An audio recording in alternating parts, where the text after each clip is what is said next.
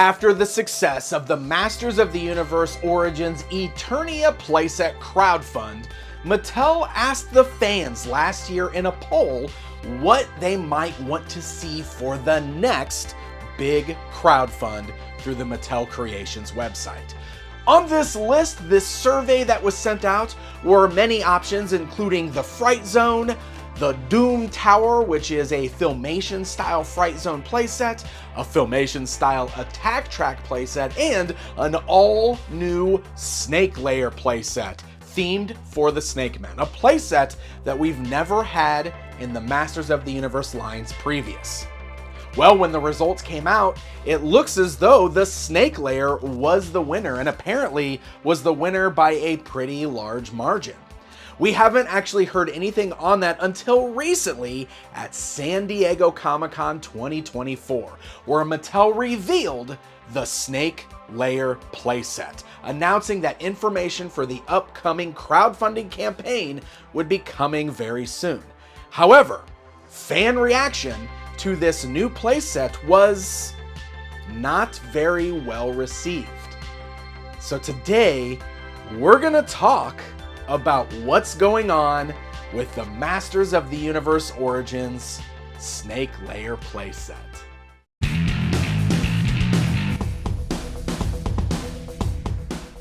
Hey guys, I am Pixel Dan. Thank you for joining me here on the channel for another video. Real quick, if you are new here, please consider hitting that subscribe button if you enjoy what you see here today. And of course, this is going to be a big topic for discussion and debate. So as always, feel free to leave your comments down below. I am certain this is going to be one of those videos that Mattel is going to look at because they are certainly interested in fan feedback on this one. I think we can tell from some of the recent posts from them. So let's go ahead and dive right into this. The Snake Lair playset, which was set to be the next big crowdfund for Masters of the Universe, was revealed at San Diego Comic-Con, and the overall feedback from the fans was not very positive.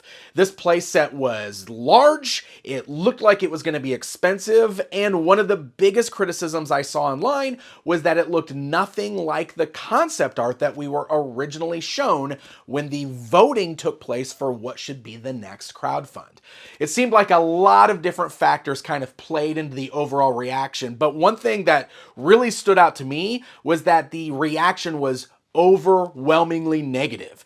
This was clearly not just some negative people being loud. This looked like a majority of the fan base not really digging what we were seeing at San Diego Comic-Con. Now, because of this strong online reaction, Mattel pretty quickly sent out a survey asking for opinions on the Snake Lair playset, wanting to know if this is something that we were interested in purchasing, asking us if we thought the $300 price point was reasonable for something like this, along with a few other boxes for comments from the fans. Now, no official price point had been announced, but that $300 price point that was mentioned in the survey kind of became at least the baseline for this. What we saw at San Diego Comic-Con was a very large playset. It was certainly bigger than the Masters of the Universe Origins Castle Grayskull and Snake Mountain, but not quite as big as the Eternia playset we got last year. It's somewhere in the middle of those two things, but clearly this was not going to be an $80 playset that you would find at retail. Now, I do think it's worth noting that this was always going to be a crowdfund. When that vote went out last year, that survey on what you'd like to see next, it very specifically said, what would you like to see as the next crowdfund? And when we say crowdfund, I don't think a toy company is planning to crowdfund an $80 item or even a $100 item. Crowdfunds with these big toy companies has basically become like a big PR thing at this point. It's press for them. So they're going to go all out on these. They're going to be big. They're going to be more expensive than the things we typically see in retail. So I think maybe we should have always known that whatever they revealed was probably going to be on the larger side and on the more expensive side. But I think for some reason, a lot of us forgot that, including me. Because when you look at that original concept art for the Snake Lair, it clearly looked like it was going to be smaller like Castle Grayskull or Snake Mountain. It looked like it would fold up just like those vintage playsets. It even had like a handle on the top of it. And I think when a lot of us saw that, that's what we were expecting. Something that maybe we could even find at retail. But with it being a crowdfund, it seems like Mattel wanted to go all in, and they gave us something big and something that would cost a little bit more, but also they probably had tiers planned for some of the other things we saw within that display. Again, we never got the full details on that. And we'll get to that a little bit later on in this video. One of the things that I wanted to do myself was kind of do my own crowdsourcing here. While Mattel sent out that survey, we likely won't see exact results from that. We won't know percentages or what was actually said in those surveys. So I thought it would be fun to do my own polls with my audience on Twitter and on YouTube, just to kind of get a consensus on what people are thinking with the Snake Lair. I felt like I wanted to try to nail down some very specific reasons for why fans felt the way that they did and present that data here in this video, and then we can all discuss it. And maybe Mattel will see this and it will cause some internal discussion there as well. So without further ado, let's dive right in. The first question that I posed on both Twitter and on YouTube was a very simple question. Are you going to buy the Snake Lair playset? And there were only 3 options in this: yes, no, or undecided. On Twitter, I received a total of 962 votes, while on YouTube, I received a total of 1.9 thousand votes. So as you can see, we've got roughly 3,000 votes between the two polls. And the results are amazingly similar to one another. On the YouTube poll, no got a massive 69% of the votes, while over on Twitter, the no answer was still the largest answer, giving us 68% of the vote. So you can see it's almost the exact same number right there. And with 3,000 people answering, I feel like that's a really good representation of the fan base and what they're thinking. Now, I know that I didn't reach everybody that's out there buying it, but I do feel like 3,000 people is a really good amount of people to poll in this. And I think that's a pretty good representation considering the fact that both of those polls have nearly identical percentages. Tells me that this is an overwhelming majority of people who outright already know, no, they are not going to buy the Snake Lair playset, which is really saying something. So that brings me to question number 2. On this one, I wanted to whittle down to a more detailed reasoning behind why people weren't planning on buying this. Now, I was only limited to 4 answers on this poll, and I know that really, in reality, it would be a combination of things, but I asked people to do their very best to pick the one answer that was the biggest reason for why they're not buying it. These are the answers that I chose, and they're all based on what I was seeing online. The answers I offered were: it's too big, it's too expensive, it doesn't match that original concept art from the vote, or I have no interest / no nostalgic connection to the Snake Lair. And the answers on this were actually incredibly surprising to me. On the Twitter poll, I received over 1,000 votes, 1,012 votes. And the winning answer, no interest / no nostalgia for this. Once again, the answers on the YouTube version of this poll almost identically mirror what we saw over on Twitter. With 1.9K votes, no interest / no nostalgic connection got 50% on this poll. This is kind of shocking to me. However, this is one of those things that I had a real assumption about. You see, with the Eternia playset, I think the biggest thing it had going for it is that it's a well-known playset that existed in the vintage line. It's long been that out-of-reach playset that you never had as a kid, have never been able to buy as a collector because it's so expensive. So for $600, you were finally able to get Eternia. And I think that was a huge driving force behind why the Eternia crowdfund was so successful. The Snake Lair is completely unproven, and while I personally love to see new things introduced into Masters of the Universe, I think clearly I'm in a minority here. I think nostalgia drives the majority of purchases for this brand, and as you can see, 50% of people who said no said that the reason they're not buying it is because they have no nostalgic connection to the Snake Lair. This thing had an uphill battle from the start, which is really interesting when you think about the fact that it won that original fan vote. How did it win that vote? But when it came time to purchase, we said, actually, nah. So really interesting thing to think about, and it's one of those things that I've always known about this and has always been one of those big assumptions of mine. Nostalgia is always going to be the biggest seller. The second most popular answer in this, with 31% on Twitter and 29% on YouTube, was that it's just too expensive. And this is a very interesting answer right here. This is one of those things where you almost need to like break this down a little bit further. Is it too expensive for the Snake Lair? Like, would you pay that much money if it was something you had more nostalgia for, like the Fright Zone? Or is it too expensive, meaning, man, these toy crowdfunds, these big giant play sets are beginning to be a bit too much. And honestly, I'm sort of leaning a little bit more towards the latter.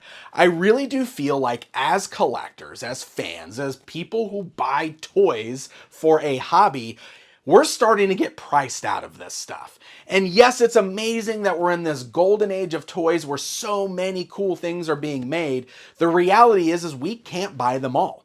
And these crowdfunds feel like they are happening all the time. I mean, come on, between crowdfunds from major toy companies and Kickstarters from all the indie toy companies, there are a lot of places to throw your money right now. And you've got to pick and choose where that money goes because we've got other expenses. We've got other bills to pay outside of buying toys. And it is sometimes hard to justify $300 for a playset.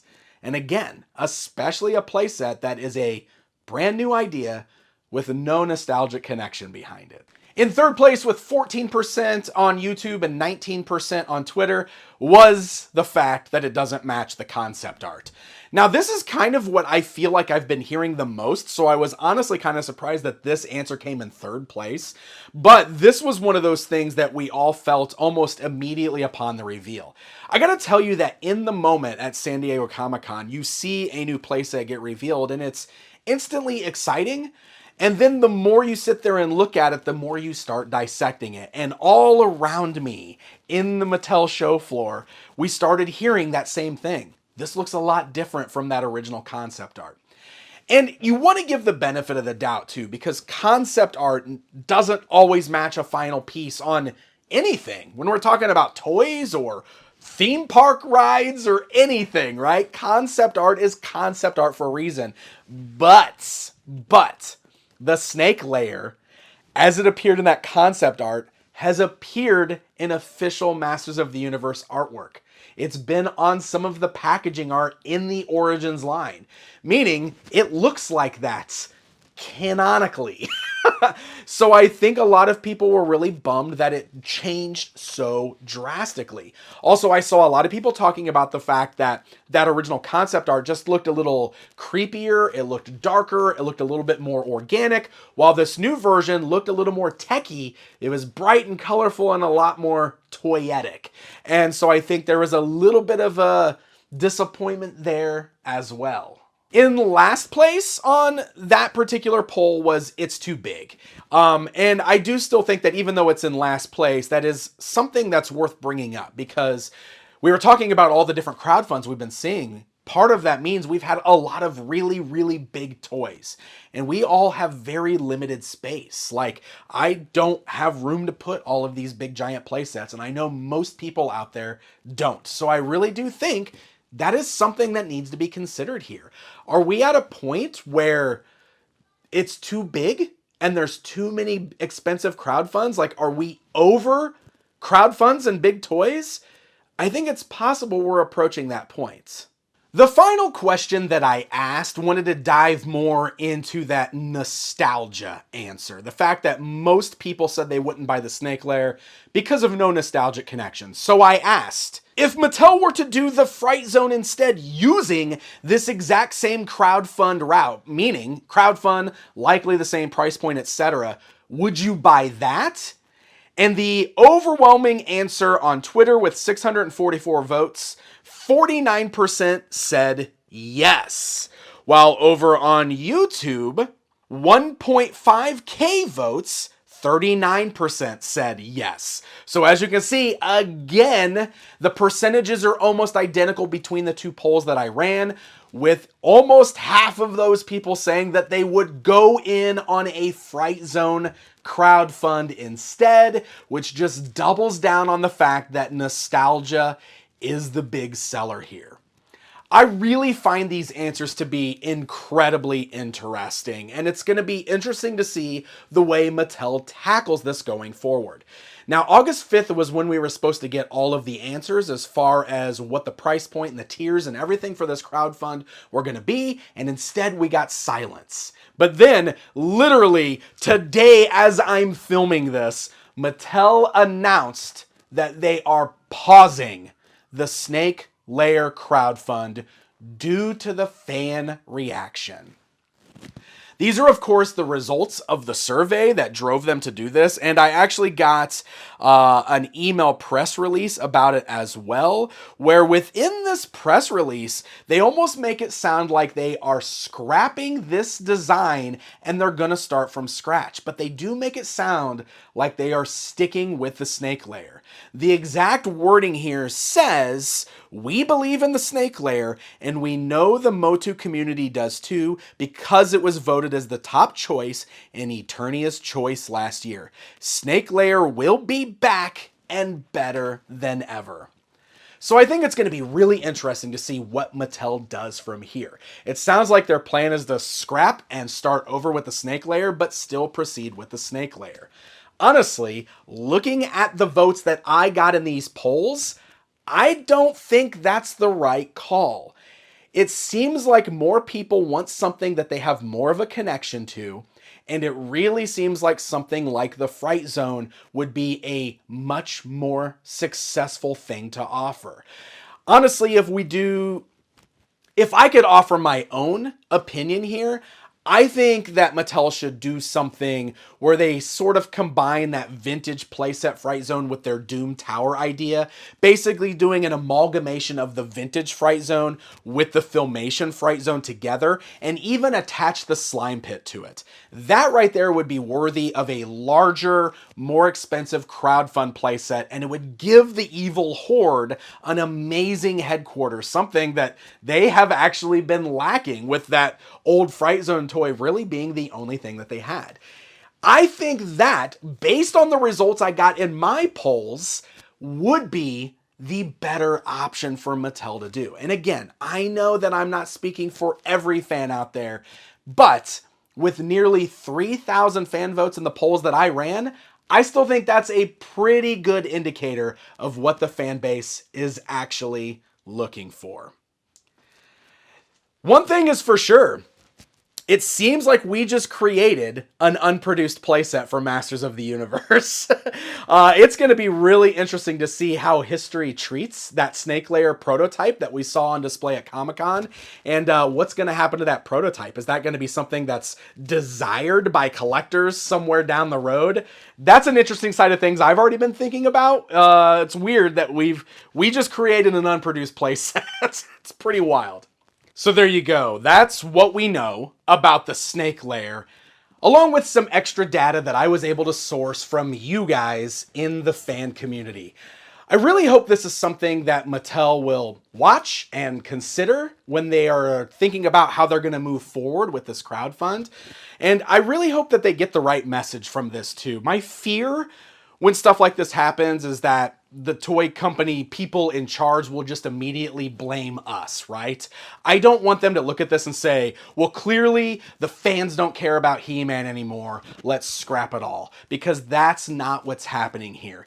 In fact, we are actually saying what we want, I think. And I really hope that this is one of those things where they can look at this, they can take the constructive feedback. I think they already did the right thing by delaying the crowdsource just based on the reaction that we got. And I think that's a great step forward. I think that shows that they're listening to us. So I really hope that this video will kind of help in that decision making, which means this is a great place for you guys to sound off. I think this is a great opportunity for you guys to leave your comments down below.